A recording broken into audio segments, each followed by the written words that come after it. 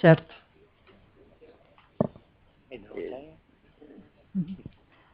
Vamos passar ao ponto número 10, aceitação de doações à Junta pelas seguintes entidades.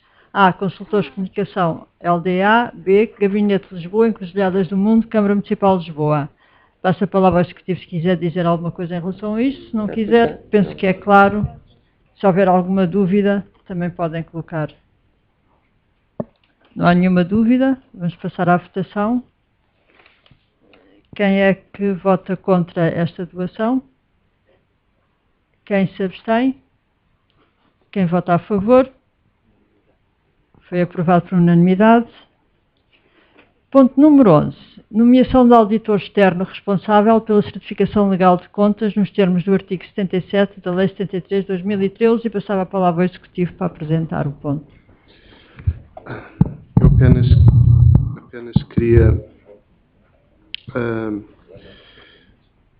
referir que esta proposta contém aqui duas incorreções.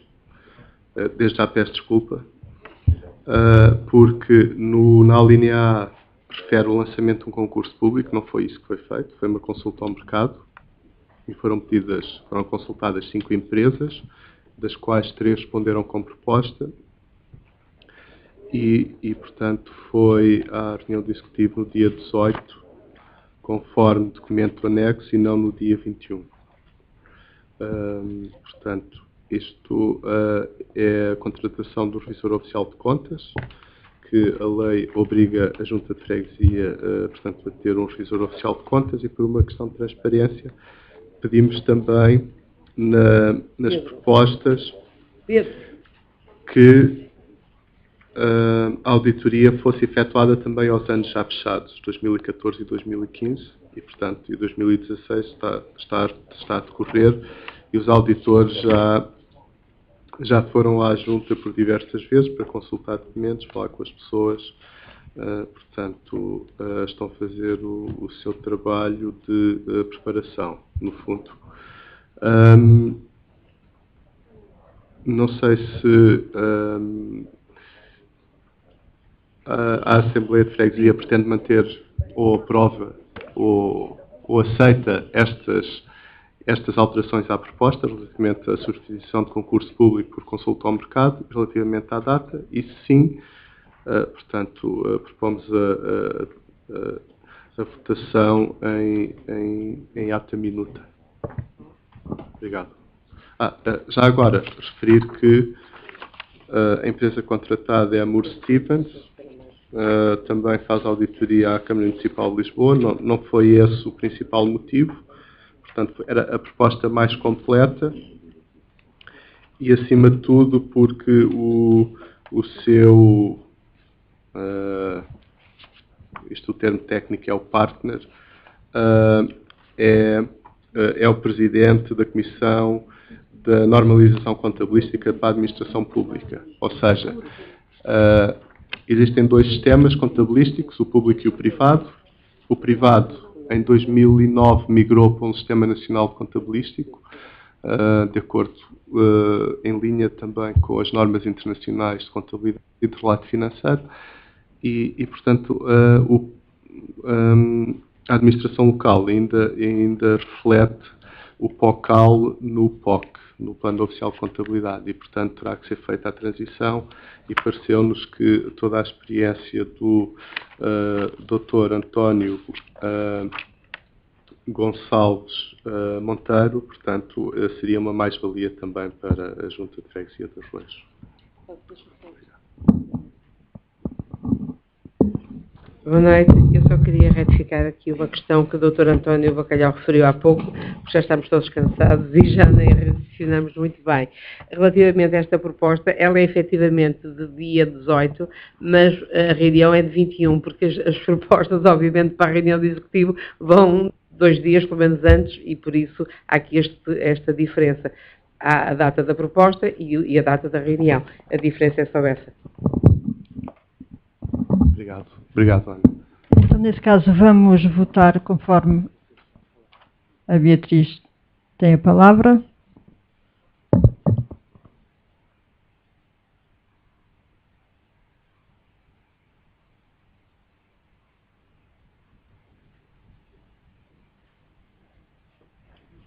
Eu tenho algumas dúvidas que gostava de ver esclarecidas, que têm a ver com a modalidade escolhida para este concurso, portanto, como o António Bacalhau disse, que é empresas consultadas. Portanto, ou seja, isto foi um concurso que o lançamento do concurso foi por ajuste direto e foram consultadas algumas empresas que depois apresentaram propostas. E eu considero que esta modalidade de concursal cria um viés na capacidade de outras empresas participarem em concursos públicos. Já o manifestei várias vezes em outras assembleias de freguesia e continuo a ter essa opinião. Portanto, eu gostava de saber quais é que são os critérios na seleção das empresas consultadas e porquê que se escolheu esta modalidade de empresas consultadas e não um concurso público em que outras empresas que não trabalhem com a Câmara ou que trabalhem com a Câmara se possam apresentar, se possam concorrer em igualdade de direitos e de oportunidades. O João Grave pede a palavra.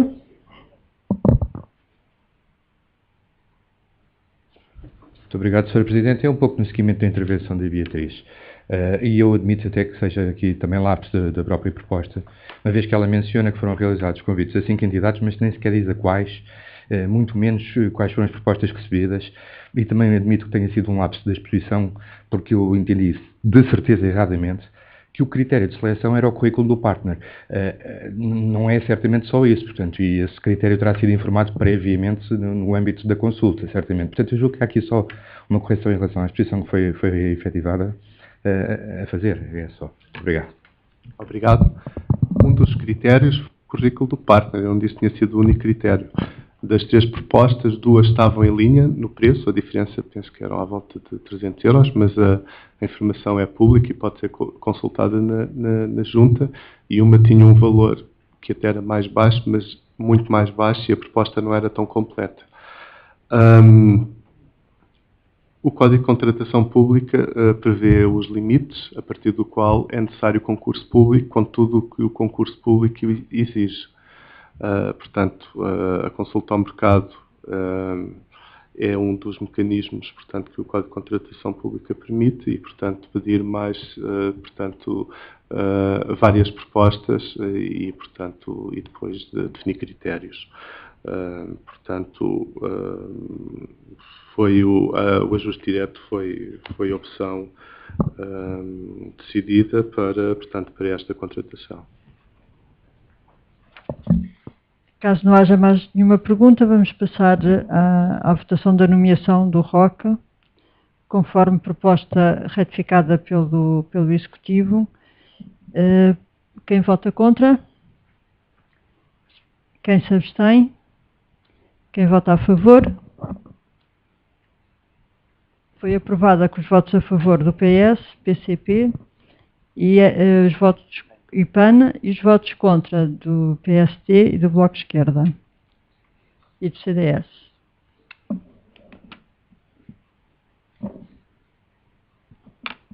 Passamos então ao ponto número 12 e último, análise, discussão e votação da alteração ao regulamento do orçamento participativo.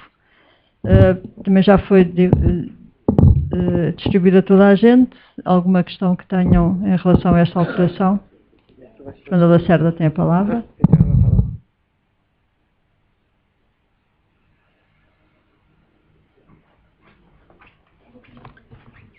Fernanda Lacerda, Partido Comunista Português. Sobre esta questão, a pergunta é simples. Aqui é uma pequena alteração ao artigo 9º, o número 1. A questão que eu tenho é a seguinte: eu pertenço à Comissão de Acompanhamento do Orçamento Participativo e realmente não me lembro, porque eu não fui a uma reunião anterior, porque não me era possível, mas não me lembro de ter sido convocado ou ter havido qualquer coisa sobre esta alteração ao artigo 9º, número 1, visto que nós tínhamos aqui aprovado uma alteração na Assembleia anterior com determinados requisitos. Essa era a primeira questão. A outra era a seguinte: portanto, a alteração que aqui é feita tem a ver substituição do NIF pelo cartão de cidadão. Portanto, eu gostaria de saber o porquê E depois, se por acaso está contemplado a situação de que há pessoas que não têm cartão de cidadão, mas ainda mantêm o bilhete de identidade. Não sei se, em termos informáticos, isto será o mesmo. E também o caso do telemóvel, o número de telemóvel, não sei se os campos são obrigatórios ou se, porque há pessoas que não têm telemóvel e outras se calhar não quererão dar o número, não sei se há campos obrigatórios ou não, mas isto são, portanto, questões que põe, porque eu não estive na última reunião e aquilo que foi aprovado na anterior Assembleia, penso que não eram estes requisitos. Muito obrigada, Fernanda. Passo ao Executivo para responder. Eu ia... quer falar também? Quer, Beatriz? Sim, Beatriz Dias.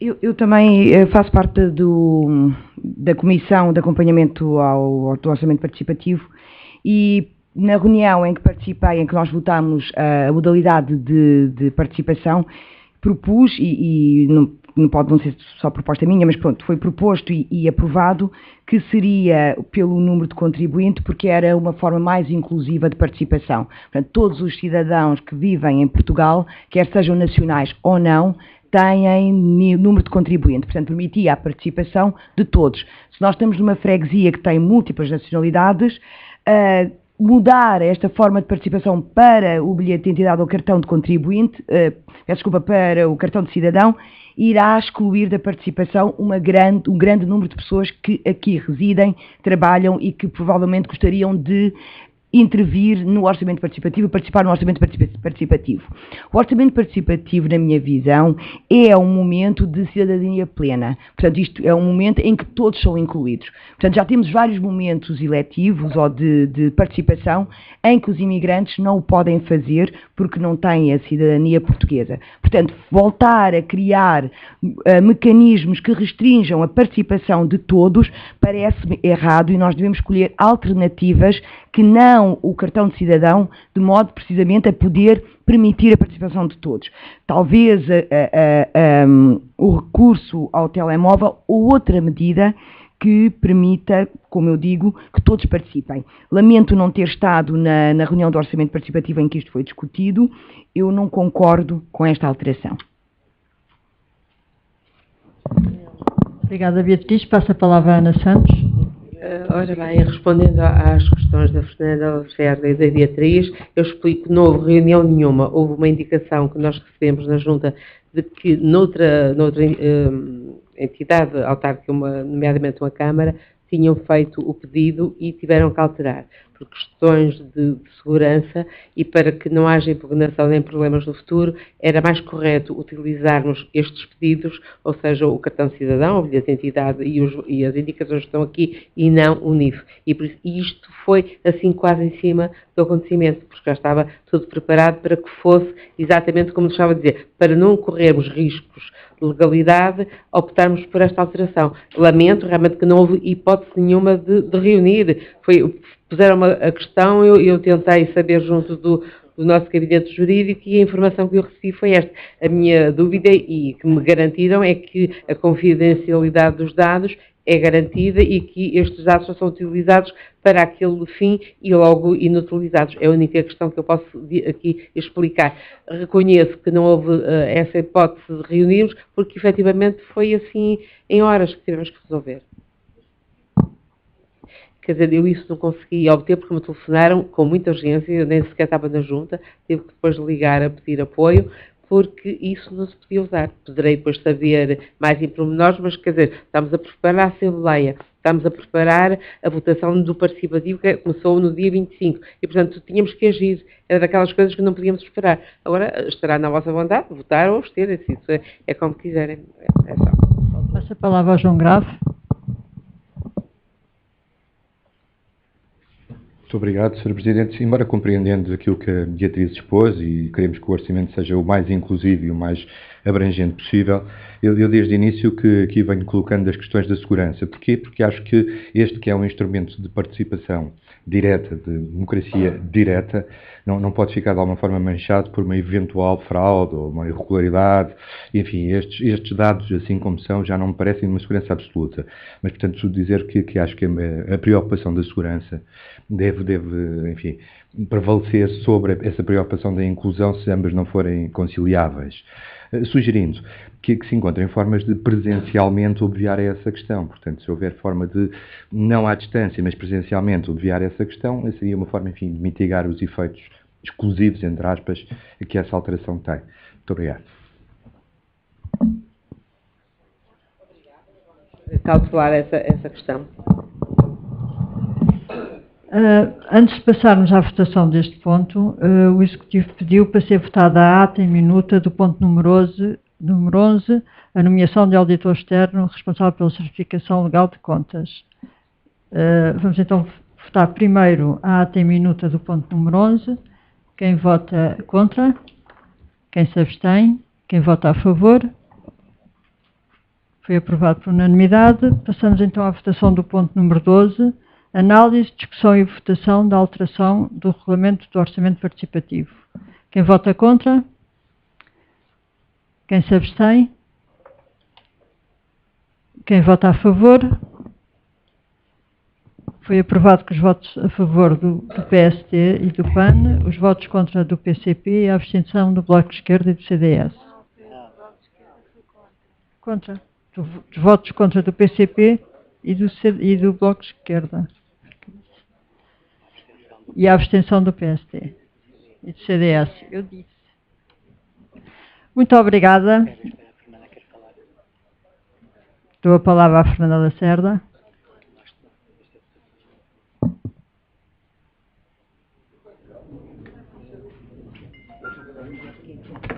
Fernanda Lacerda, Partido Comunista Português. Nós vamos fazer uma declaração de voto porque nós votamos contra. Precisamente porque esta situação que a Beatriz pôs, que é importante, e também o não se ter realmente uma explicação para a alteração do NIF para cartão de cidadão, levou-nos a mudarmos o nosso sentido de voto para que seria de abstenção para contra, porque não foi bem explicado o porquê. Tinha a ver com legalidade e há uma Câmara que foi anulado o participativo, portanto nós não podemos correr esse risco. Não percebo? Só para online. Quem vai?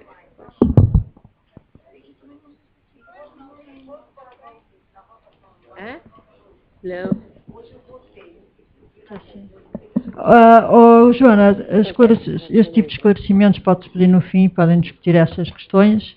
Vamos dar por encerrada a nossa Assembleia de Freguesia. Muito obrigada a todos os participantes, membros da Assembleia e público. E boas férias!